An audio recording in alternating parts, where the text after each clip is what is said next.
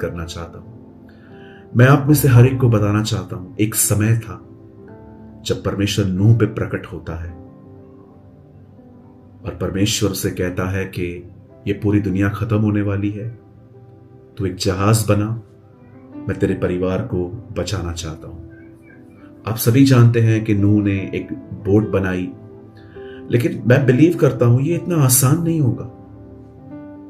उन दिनों में कोई मशीन नहीं थी जिसके सहारे पे लकड़ियां काटी जाएं, कुल्हाड़ी से लकड़ियां काटी गई, एक एक लकड़ी जोड़ी गई, कितना कुछ काम हुआ होगा वहां पर। उन्होंने कितने चेक किए होंगे लीकेज के लिए कि पानी अंदर तो नहीं आएगा। और इससे भी बड़ी बात, जब वो लोगों को बताया करते थे कि जब नूह लोगों को प्रीच करता था बोट के बाहर खड़े होके कि इस बोट में आ जाओ, पश्चाताप करो, ये बोट नहीं है, ये तुम्हारी एक लाइफ लाइन है, इसमें जाके तुम बच सकते हो। पर अजीब लगता है, इतने साल प्रचार उसने किया पर उसने एक भी आत्मा नहीं जीती, कोई भी उसके एक भी आत्मा नहीं जीती, इसमें उसकी कोई गलती नहीं थी, पर उसने बताना कभी बंद नहीं किया। वो हमेशा, पतरस में लिखा है कि वो धार्मिकता का प्रचारक था। He was the preacher of righteousness. पर क्या आपने नूह की जिंदगी में एक चीज देखी जवानों, चाहे कोई सुने या न सुने, चाहे कोई समझे या न समझे, वो अपने लक्ष्य की तरफ बढ़ता गया। आज हम कई यंग लोग इजीली डिस्ट्रैक्ट हो जाते हैं मोबाइल में, अलग अलग चीजों में, और हम जान ही नहीं पाते कि हमारा लक्ष्य क्या है। मैं आप में से हर एक को इनकरेज करना चाहता हूं, आप जॉब करिए, घर का काम करिए, आप जो भी चाहे कर सकते हैं, लेकिन कभी ना भूलें आपकी एक बुलाहट है, आपकी एक कॉलिंग है। खुदा ने आपको अपने लिए चुना है, परमेश्वर ने आपको अपने कार्य के लिए चुना है, और वो चाहता है कि आने वाले दिनों में आप इस्तेमाल हो, और उसके लिए आप में से हर एक को तैयारी करनी चाहिए।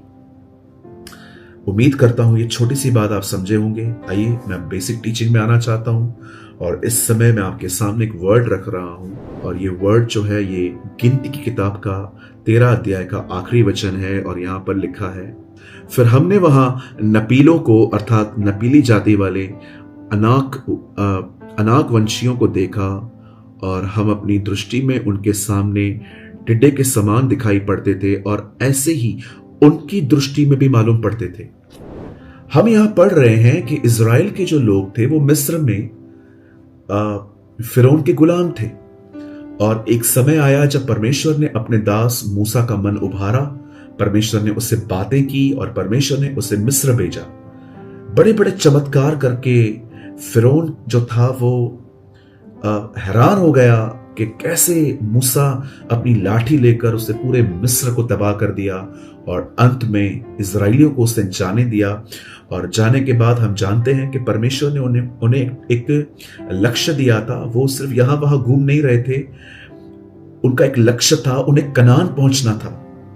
और जब वो कनान की तरफ जा रहे थे, और फाइनली जब वो कनान के उस बॉर्डर पे पहुंचे, जब वो वहां पर पहुंचे, तो परमेश्वर ने उन्हें एक आज्ञा दी, तुम में से कुछ लोग अंदर जाएं और पूरे देश को देखकर आएं कि वो देश कैसा है। और हम सभी जानते हैं 12 लोग वेल स्पाइस अंदर गए, और सारे देश का मुआवना करके, जमीन देखकर, वहां के घर देखकर, वहां के फ्रूट्स देखकर, वहां का पानी पीकर, सब कुछ करके, सब चेक करके, सब टेस्ट करके वो आए, और उन्होंने वहां से आकर एक बात कही कि देश तो बहुत अच्छा है, जमीन भी उपजाऊ है, वह देश सच में जिसमें खुदा हमें बेचना चाहता है, उसमें दूध और मधु की धाराएं बहती हैं, लेकिन हम वहां जा नहीं पाएंगे। क्यों? क्योंकि हमने वहां पर ऐसे लोगों को देखा है जो हमसे बहुत लंबे चौड़े हैं। बाइबल इन्हें अनाक वंशी कहती है, और यहां पर यह कहते हैं कि हमने ये भी जाना कि वो लोग हमें टिड्डी समझते हैं, हमें कीड़ों की तरह समझते हैं। अगर आप इस गिनती के 13 अध्याय को आराम से पढ़े तो आपको पता चलेगा, न उन लोगों ने इनसे बात की थी, मतलब अनाक वंशियों ने, लंबे चौड़े लोगों ने, नपीलों ने, न इन्होंने उनसे बात की थी। तो इन्हें कैसे पता चला कि वो लोग हमें टिड्डी समझते हैं, कीड़े समझते हैं?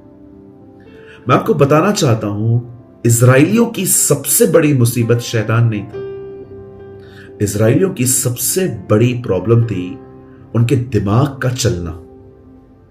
आज यहां बहुत सारे लोग हो सकते हैं कि आपको लगता होगा